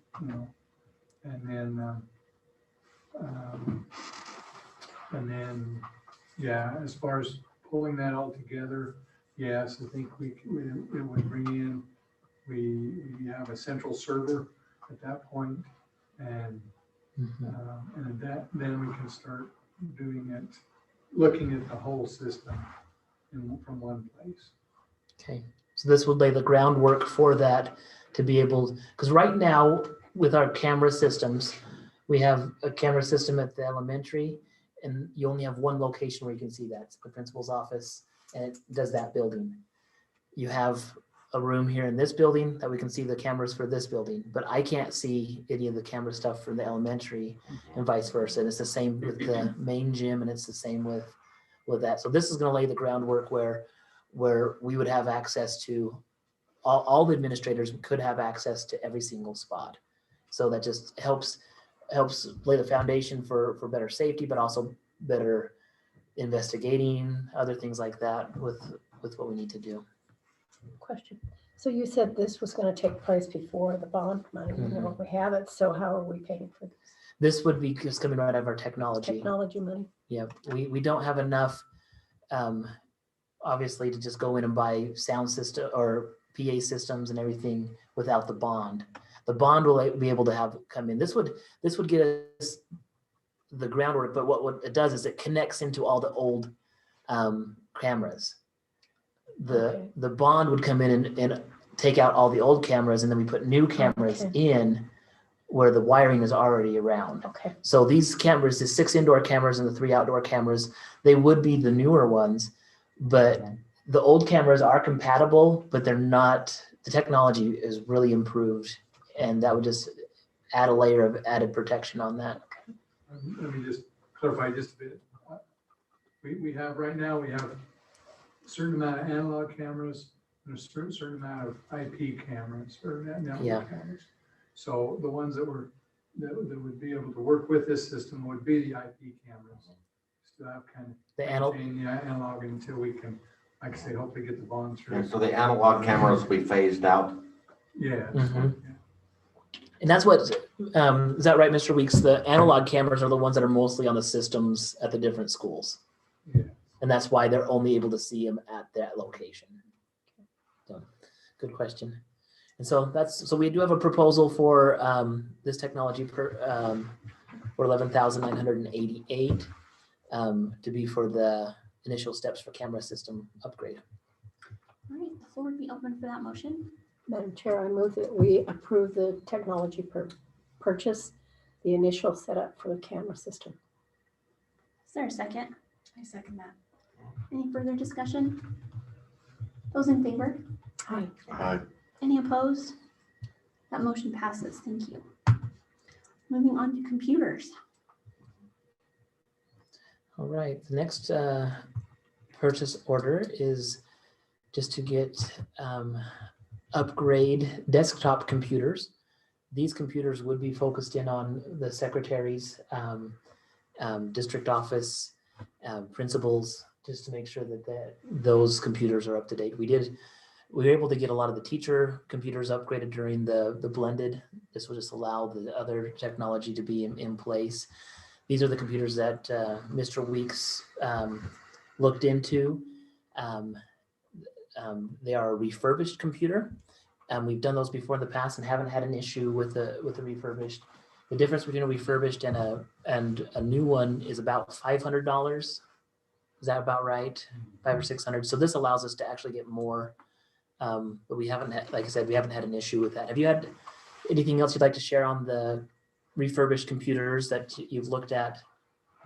Like I said, just the money savings, the warranties are usually the same, 3 to 4 years on them. We haven't had, we've had a little bit of problem with getting them refurbished in, but having those type of warranties, why we're just able to get them replaced or fixed. And so it's, I feel. So these are not refurbished. No, These are new. Okay. These will be refurbished. Oh, these will be refurbished. Oh, I misunderstood. Yep. So the refurbished ones are $699. The regular ones are about $1,200. And you get the same warranty. You get the same Same warranty. same warranty. They weren't even for about half the price. And it, Certified used car. Mhm. Needs to be certified. question. Is this out of this year's money or next year's? It'll be out of this year. So this is the end of this year's money? Yep. Okay. And that's partly because we've had as many technology purchases that we were able to utilize with the blended learning grant, some of the COVID stuff. it has allowed these three things that we're See, that's offering going right. quite a ways, that money. Yeah, and so this is able to utilize that. Okay. All right, the floor will be open for a motion to approve the computer purchases. Madam Chair, I make a motion to approve the desktop computer purchases. Is there a second? Second. Any other discussion? Those in favor? Aye. Any opposed? That motion passes. Thank you. And finally, ransomware protection. Yeah. So this last one, I know it's on the news and everything that there's been some pretty open ransomware things that have gone on, and Mr. Weeks has been looking at something as a way to provide an extra layer of protection to the district. And so this is one thing where we look at the cost of this one is right around $20,000. And this would be a one-time purchase. It wouldn't be a revolving purchase for this protection on that.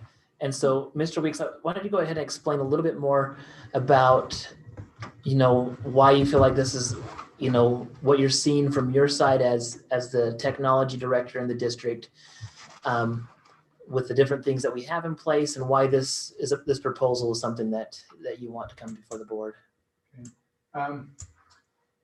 So as like Mr. Williams mentioned, as far as what we're seeing in the news and the way it's going, it's just a progressive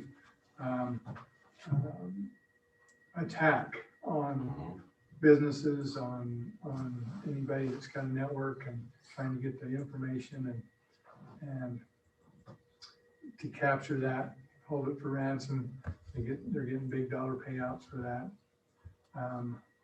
Is what I have been checking into and asking, okay, what can we do if that, and I shouldn't say if, I should say when that happens.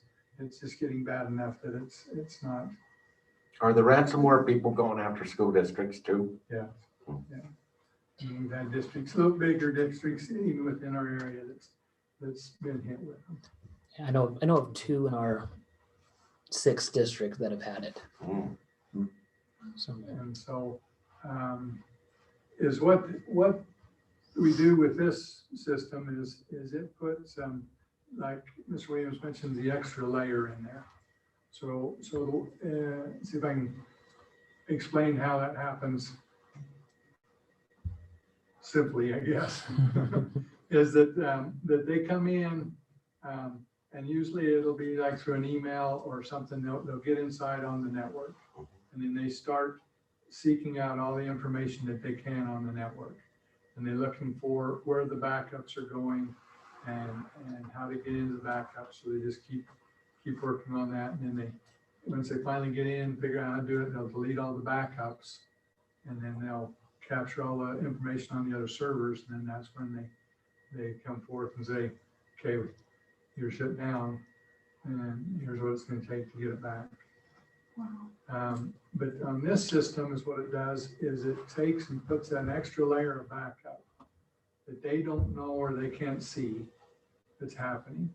So it takes and puts that backup over in this unseen area to them. And so that if that ever happened, we would just have to come in, we shut down the outside world. We have to do, I shouldn't say all, so what we would have to do is clean out our network, clean everything off, make sure that whatever got in here is gone, and then take our backup information and rebuild our servers, and then we're back up and going. So from a time standpoint, you're looking at a few days into if we try to do it another way, say, well, how much information, we've got some backups of that, whether it's in paper or whatever it is, to rebuild our systems. Why, it could take weeks or months, but that's the part that's helpful in this situation, is that it is there, and then it is secure, and even to the point that in my mind, the way I understand it is is, and what I'm pushing towards, that when it happens, that we just shut it down. We don't end up having to pay the ransom. We just clean it back up and able to bring her back up in and rebuild it. So that's what I'm shooting for. So Mr. Weeks, are you confident that this is gonna be 100% secure for us? Do they have like a guarantee Yeah. that comes with it? And I was we talked about that a little bit yesterday, that how much guarantee they would assure offering that. Mhm.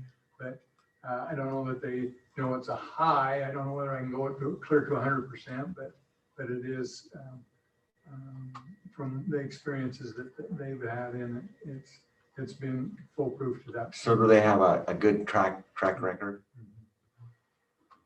Question. How often do you back up? Well, we can say at least nightly. If we felt like we needed it more, we could up it. So we're doing a little more. Right now, we're doing a nightly backup. So any chance they can trace that extra backup down, or do we need to take it clear out of the system and every night? And Well, is what this yes, is what Ms. Williams and I have talked about that part of it as well, is what this does open up in theory or best practice. We should be having an off-campus backup somewhere. And this will help in that direction as well. okay. So those districts that have been compromised, did they have something like this in place, or did they have to pay a ransom, or what did they do? Are they just Yeah, scrambling? I think as far as I know, in both those situations, they ended up paying a ransom. Wow. And it was probably more than his. I mean, I think even, Can't they trace that money? Get these people? Wow. yeah, I think the insurance companies come in and they've helped them or been able to help up in those. And then they get the FBI involved and try to trace and do what they can. So our insurance company does offer some protection for cyber attacks, but it doesn't offer the ability to pay the ransom. And there's a process, and so you'd be working with an insurance company to go through those steps. This is just an added layer of protection before that. I think that you could look at this two different ways. This is where I've talked with Mr. Weeks, saying, okay, what would happen if we don't do this? Like what's the worst case scenario? And I don't know if it's the difference between driving with full coverage or liability insurance. There's like, you're going to get in a wreck sometime anyway. Statistics show something's going to happen.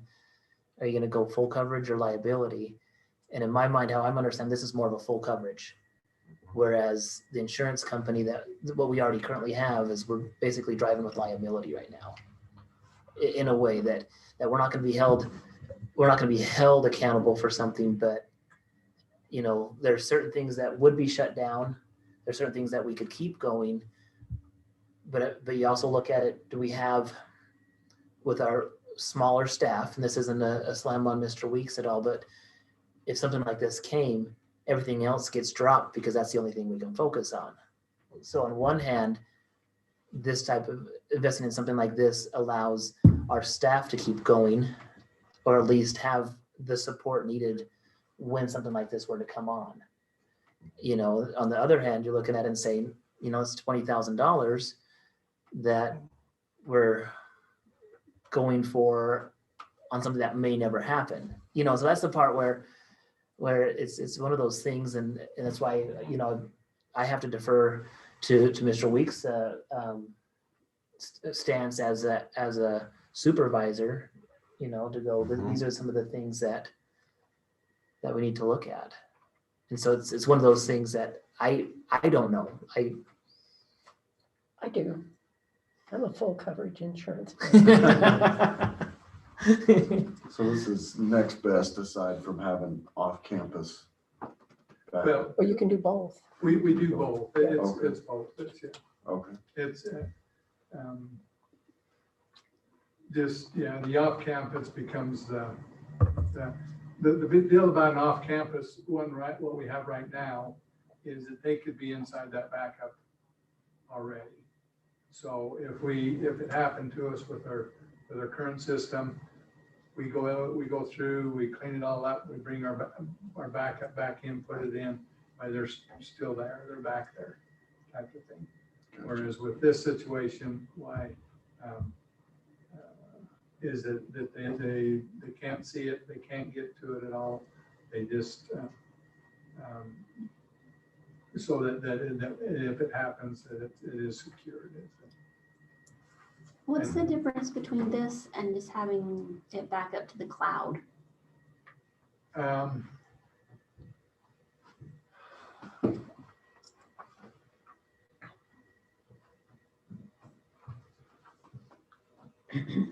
I don't know. The cloud definitely opens up that's a similar type of thing, I think. But again, still saying how the backup happens, that, you know, what it goes through, if it's going out to the cloud, if they're able to determine that it goes out to the cloud and they follow it out, type of thing, and or that they just get inside the backup that goes out to the cloud. And whereas this one, like I say, they just don't know what's there. Okay. It's just built in a way that it that they can't detect it and they can't know it's there. So if we had a program that did back up to the cloud, just so I understand, potentially the ransomware people could follow it to their, and then again, this is gonna show my not knowing enough about technology. So those companies that would offer a cloud-based backup, do they have protections kind of like what this VLCM is offering?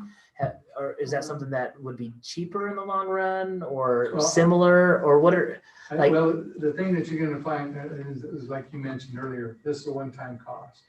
When you're talking about going out to cloud, that's gonna be a monthly cost and going that way. Yeah. And then it depends on how we put together. I would foresee that we're gonna still do that to some extent in trying to get our off-campus backup out somewhere. But we still. so you'd still want to look for an off-campus backup even with this? Right. But is what it does is this system just puts it out there. Again, for that purpose, it would be more that if something happened on campus, this building burnt down, we lost, you know, all of the equipment, that type of thing. Why then we still have that backup out either on the cloud. We could, we've talked about or checked into a little bit, but is whether, and from a cost standpoint, whether we can do that. And the cost of those type of things are coming down substantially. But if it's, the other option would be is like to put a server over in Hamer. And then that gets it off of this main campus and still have a copy over there. And that would lessen the cost somewhat. You still have to have a decent server to be able to do that.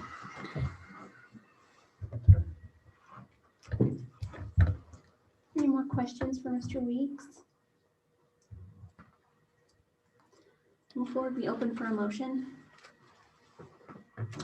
Okay, Madam Chair, I'll make that motion that we purchase this technology of the ransomware protection. I'll second it. Is there any further discussion? I think it's important that we should get it.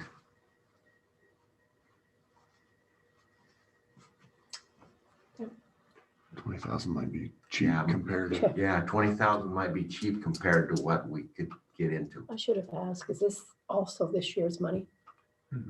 Okay. All right, those in favor? Aye. Aye. Any opposed? That motion passes. Thank you. Okay, and just for information and discussion, we wondered what you guys thought about moving our board meetings from evening to daytime, because we do have the Zoom capabilities, they're on YouTube.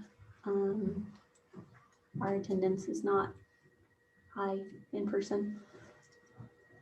So just what your thoughts are on that. It'd be cooler.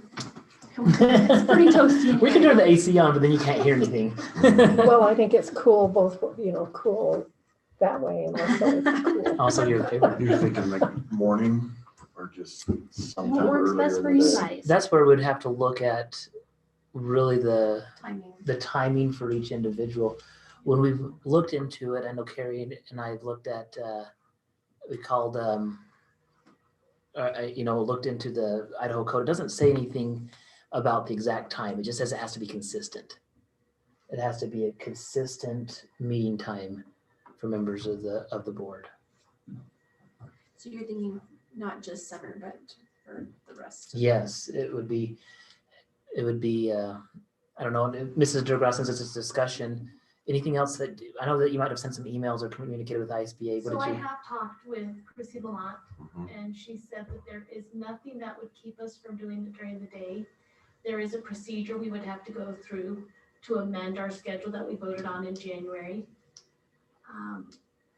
But there's nothing that would prevent us, and it's an advantage to being on camera.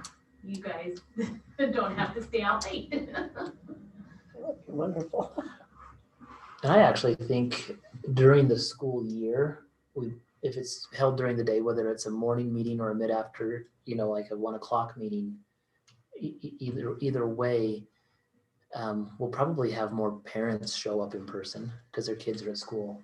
Another advantage of that, when we had our work meeting and I was able to bring in Mrs. Bell, where 75% of our teachers live outside of it's easier for us to have a teacher come in, have somebody take their classroom for a while during a meeting to highlight programs. I think there's a lot of positives. It just would come back down to, can we break away professionally on your paying jobs that you have, not your volunteer position as a board member. Well, it's No problem summertime. here. Summertime is more troublesome. Yeah, For sure. it is. I mean, in if the we were to summer. have it today during the day, I couldn't have been here. Yeah. So that would be my concern. My schedule's a little hectic usually during the days, but wintertime and, fall, spring would be fine probably. Would more, like, if you had to look for a sweet spot on that, is it morning? Is it morning, like a 9 o'clock? Well, Is it? the problem is summer is different than winter, like Tyson and me. Yeah, morning sometimes in the summertime summer, would be harder. Yeah, because you've got to be baling or stacking hay or checking water on or pivots. Whatever. If it was, even if you set it up where it was in the daytime during the school year, or like that, and then you had your summer months, whether they're evening or mid-afternoon, I don't know, that's the flexibility is, Mhm. I know, like, I'm gonna do whatever, that's what my job is, I'm hired to do that. But there's going to be times, and I know that there's times during the regular school year where we have activities going on right during board meeting. You have a junior high basketball game, you have a high school basketball game. Those things could all be avoided with that. Well, or just like tonight, you have Mrs. Bingham, Mr. Weeks staying late. Deputy Keller comes out. Just things that But personally, it would be a lot easier for me if it was during the day. And it's Me too. one night less away from your family. I think the summer's just gonna be hard for you too, no matter what, The summer's gonna be hard for us. It's no not, matter what it it's is. not a no problem. matter what probably- it is, Probably not a problem during the school year, but when you hit harvest time, that's when it's tough. you're June through August. Yeah, probably June through August. September might not be so bad for mornings. Are afternoons better in the summer for you guys? Depends on how hot it is. Oh, well, like on days like today, you're going from early till late, so It doesn't matter. no time is necessarily Good. better than another, So morning or evening. Is even evening difficult during the summer for you guys? Because it stays light until 10 It o'clock. is, because a lot of times you're stacking hay in the afternoon. Depends on the crop. Yeah. So let's just set a time and say if I can make it, I can make it. If I can't, I can't. So can you make special adjustments during like a 3-month period? Yeah. time Like, Based Yeah. on Yeah. schedules, As- but as then long as it's set predictable. another, yeah, the rest of the year So we have a could- set time. We Yeah. can have our 9-month schedule during the Mhm. school year be one schedule, mm-hmm, and then our summer months could be a different schedule. yeah, yeah, What I, would work best for you guys? Well- Maybe it'd work better so we could be home sleeping right now. Getting ready for your early morning bailing. I did get a 2-hour nap before the meeting. Is this something that needs to be decided today or? No, No, this is the- actually not an action item tonight, this is a initial Just discussion, discuss So think about it. Well, our July meeting is in the morning. is going to be in the morning. And so I guess we'll see how that impacts you, but also that's gonna just depend on if there's hay down or not Mm, at that time, My third week, there probably will be. especially with how hot it is. It's gonna jump up fast. Just something to think about. I do like That's that. great that you're thinking about it. So, if you want to, reach out and say, these would be the times that would work, or if we had to, this would be the June, July, August dates or times that we would do it. And this would be our September through May time to do it. I think something like that would work. Be nice not to have to drive home in the dark with snow. Really. 1 o'clock sounds good to me Like, in the summer or just all the time. all the time.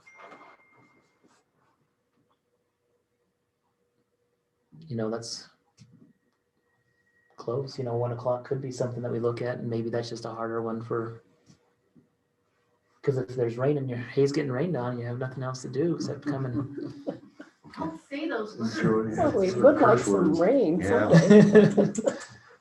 It just, I No, can wait, definitely see the advantage, especially during the school year, like you're saying, having a teacher or parents come and then pick the kids up or whatever. Mhm. Good idea. Mrs. DeGraw, do you know what's our average length of a meeting? Typically, we're an hour and a half to 2 hours. So if we started at 1 o'clock. 1 o'clock, we'd be done by 3, so you have about half hour before you had to get your kids. And if not, they can just hang out with my kids right after school. 'Cause that's what. I like it, but Well, let's, decision doesn't have to be made right now, but I think that's something that we can definitely look We at. should know by August. We should decide. Let's do the July one in the morning and then let's decide for August. Okay. You want to wait till August, or you want to get an action item in July? An action item for August, so that we For can start from August. there when school started and start doing it consistently at 1 o'clock or whatever. Okay, so we'll discuss it, or we'll have it as an action item on the next board meeting, Yes, but we can. the next regular board Right. meeting. perfect. Okay, and lastly, the parade. Coming right up. All right, I'm putting the band together again, Mhm. so we'll have the band ready to roll. Willie, you want to drive a car again? Yeah, I got a different car this year, Okay. A new one? different one. Oh, a different one, okay. What day is it, do you know? That would be the Thursday of the second week. That is going to be August 12th. Yeah, it starts at what, 6, isn't that right, usually? Down here, we'll have Do more you want candy to throw out? What else do you want to throw out? Are you- magnets. Are you riding with me again, Nedra, or not? Yes, Are you? yeah, if I may. Yeah, because that's a long ways to walk. I can do it, But you don't probably need to. but I don't need to. Oh, that's hot. We can I get bet some. this car has air conditioning too. Yeah. Well, roll the Sometimes windows- they You don't. roll the Yeah, windows roll the down. windows And down. drive really Yeah, this fast. car doesn't have air. It's No, okay. I don't know if it was even an option. But I'm wondering if we get magnets with the school calendar school calendar on those to magnets. hand out at the parade and maybe some candy. Yeah, we gotta have candy. The kids expect it. Okay. If there's no further business, the floor will be open for a motion to adjourn. Madam Chair, I make a motion that we adjourn. Is there a second? Second. Those in favor? Aye. Bye. Any opposed? That motion passes. Thank you.